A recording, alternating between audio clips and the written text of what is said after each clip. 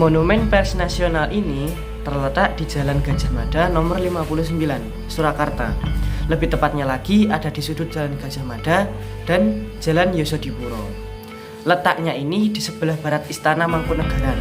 Kompleks museum terdiri dari bangunan asli Sasana Suka, 2 gedung berlantai, dan 1 gedung berlantai 4. Di depan museum terdapat lapangan parkir dan 2 papan pengumuman yang dilengkapi dengan koran secara gratis.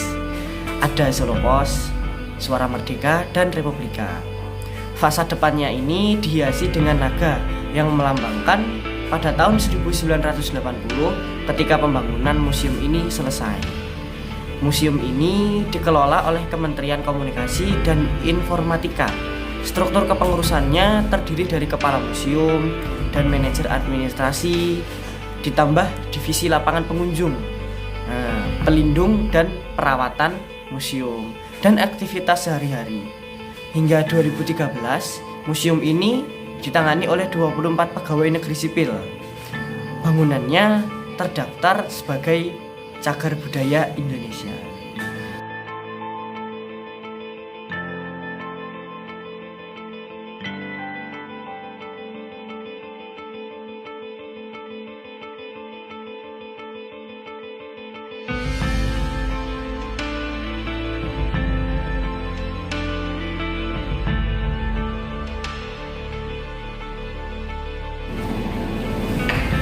Dalam monumen pers ini juga tersimpan beberapa peninggalan bersejarah.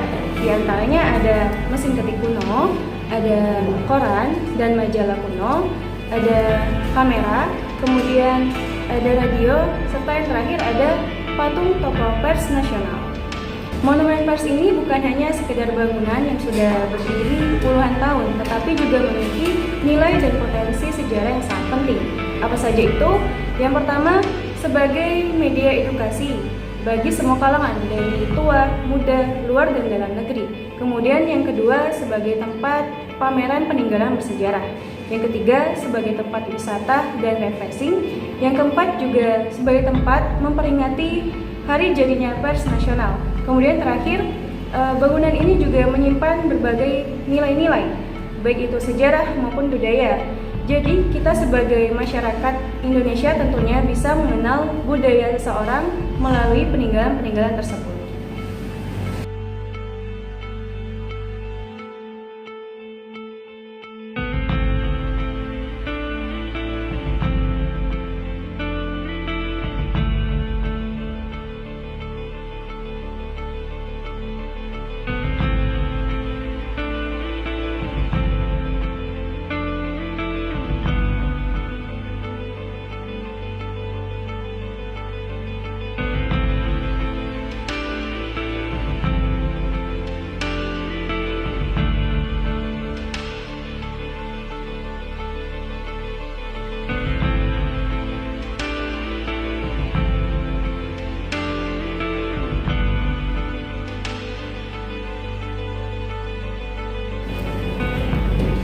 Pendirian Monumen Pers Nasional. Awalnya ada pendirian Yayasan Museum Pers Nasional. Ide tersebut berasal dari para wartawan, yakni Rosihan Anwar, DM Diah, dan S. Tahsin. Ide ini terlontar ketika perayaan 10 tahun PWI pada tahun 1956, tepatnya tanggal 9 Februari.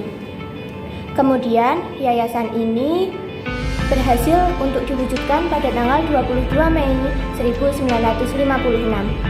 Pada tahun 1970, saat Kongres di Palembang, muncul niat untuk membuat sebuah museum. Kemudian dipilih Solo sebagai tempatnya, karena Solo merupakan tempat berdirinya PWI. Kemudian pada tahun 1971, rencana pembangunan Museum Pers resmi diumumkan. Pada tahun 1973, PWI mengusulkan perubahan nama dari nama museum menjadi monumen. Kemudian pada tahun 1977, PWI membentuk Panitia Pembangunan Monumen Pers. Dan Soeharto mendukung pendirian monumen ini. Secara resmi pada tanggal 9 Februari 1978, monumen ini resmi dibuka dan diresmikan oleh Presiden Soeharto.